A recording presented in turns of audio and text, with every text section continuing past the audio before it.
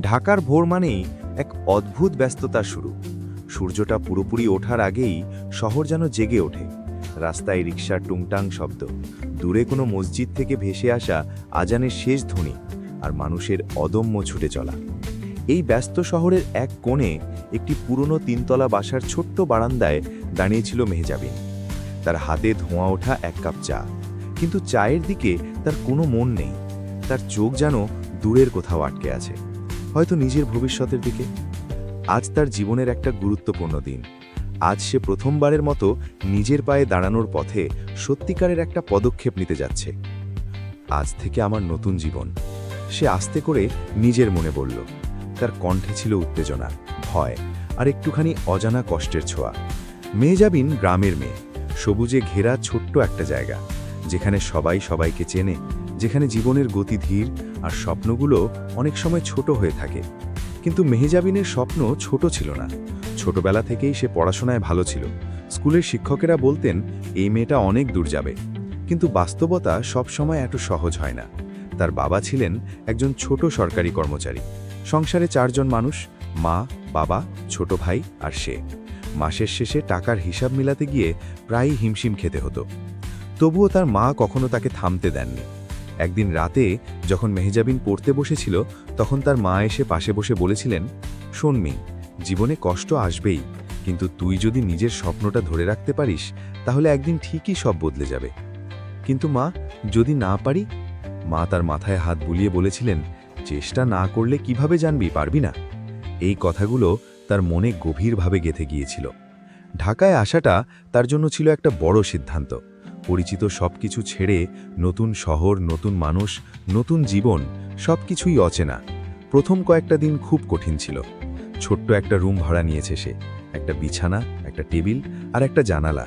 জানালার বাইরে আরেকটা বিল্ডিংয়ের দেয়াল ছাড়া কিছু দেখা যায় না। রাতে ঘুমোতে গেলে তার গ্রামের কথা মনে পড়ে, মায়ের ডাক, বাবার কাশি, ভাইয়ের দুষ্টুমি, সবকিছু। কখনো কখনো তার চোখ ভিজে ওঠে, কিন্তু সে নিজেকে থামায়। আমি এখানে কান্না করতে আসিনি, আমি কিছু করতে এসেছি। আজ তার প্রথম অফিস। সে আয়নার সামনে দাঁড়িয়ে নিজেকে দেখছিল। সাদামাটা নীল শাড়ি, চুল সুন্দর করে খোপা করা, চোখে হালকা কাজল। খুব বেশি সাজগোজ সে পছন্দ করে না, কিন্তু আজ একটু যত্ন নিয়েছে। নিজেকে দেখে সে একটু হেসে ফেলল। মেহজাবিন, আজ তোকে আত্মবিশ্বাসী দেখাতে হবে। যদি ভিডিওটি ফেসবুকে দেখে থাকো, তাহলে অবশ্যই ফলো করে পাশে থেকো। আর যদি ইউটিউব থেকে দেখে থাকো, তাহলে এখনই সাবস্ক্রাইব করে বেল আইকন অন করো। তোমার একটা ফলো বা সাবস্ক্রাইবই আমাদের নতুন গল্প বানানোর অনুপ্রেরণা। ভিতরে যত ভয়ই থাকুক, তার বুকের ভেতরটা তখনও ধকধক করছিল। অফিসে পৌঁছাতে তার প্রায় 1 ঘন্টা সময় লেগে গেল। ঢাকার ট্রাফিক একটা আলাদা যুদ্ধ। বাসের ভিড়, মানুষের ধাক্কাধাক্কি, গরম, সবকিছু মিলে সে প্রায় ক্লান্ত হয়ে পড়েছিল। কিন্তু অফিসের সামনে দাঁড়াতেই তার মনে হলো এই জায়গাটাই তার নতুন যুদ্ধক্ষেত্র। কাঁচের দরজার ওপারে লেখা ক্রিয়েটিভ পালস ডিজিটাল। সে একবার গভীর শ্বাস নিল, তারপর ভেতরে ঢুকল। ভেতরে ঢুকতেই ঠান্ডা এয়ার কন্ডিশনের বাতাস তাকে একটু স্বস্তি দিল। রিসেপশনে বসা মেয়েটি হাসি মুখে তাকালো। জি, কাকে চান? আমি আজকে জয়েন করছি, আমার নাম মেহলাবিন। ও, ওয়েলকাম, একটু বসুন, আমি HR-কে জানাচ্ছি। তার হাসিটা ছিল খুব স্বাভাবিক। মেহজাবিনের একটু ভালো লাগলো। কিছুক্ষণ পর একজন ভদ্রলোক এলেন। হ্যালো, আমি সায়েম, চলুন আপনাকে টিমের সঙ্গে পরিচয় করিয়ে দিই। অফিসটা খুব বড় না, কিন্তু সুন্দরভাবে সাজানো। কেউ ল্যাপটপে কাজ করছে, কেউ ফোনে কথা বলছে, কেউ আবার হাসতে হাসতে কিছু আলোচনা করছে। এই পরিবেশটা তার কাছে নতুন। এটা আমাদের কন্টেন্ট টিম, সায়েম বললেন। তারপর তিনি একজনের দিকে ইশারা করলেন, আর এই হচ্ছে রায়হান, তোমার টিম লিড। মেহজাবিন তাকালো।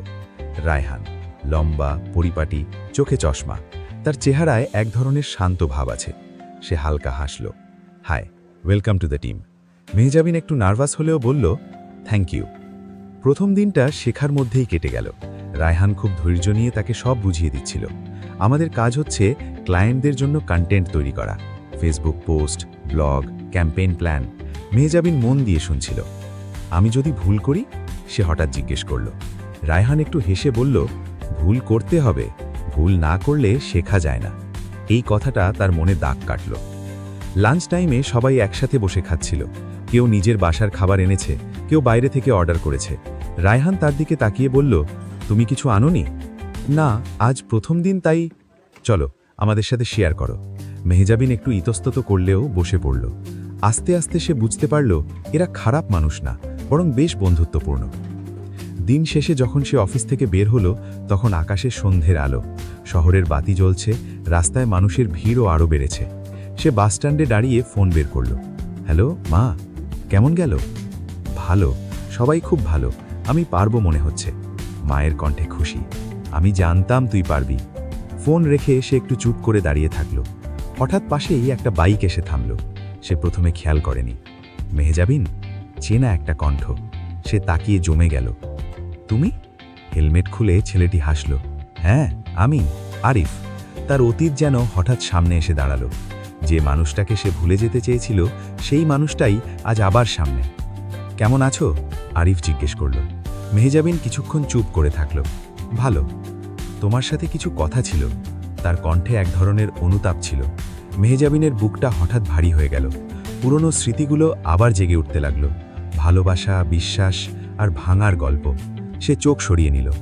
আজ না, আমি ক্লান্ত। আরিফ মাথা নেড়ে বলল, ঠিক আছে, কিন্তু আমি আবার আসব। সে চলে গেল। বাসে উঠে জানালার পাশে বসে রইল মেহজাবিন। বাইরে শহর ছুটছে, কিন্তু তার ভেতরে সময় যেন থেমে গেছে। আমি কি আবার অতীতে ফিরে যাব, নাকি সামনে এগোবো? তার চোখে এক ফোঁটা জল চলে এলো, কিন্তু সে সেটা মুছে ফেলল। না, আমি এবার নিজের জন্য বাঁচব। তার জীবনের নতুন অধ্যায় শুরু হয়েছে। কিন্তু এই গল্পে শুধু সংগ্রামই নেই, আছে ভালোবাসা, সিদ্ধান্ত আর নিজেকে খুঁজে পাওয়ার যাত্রা।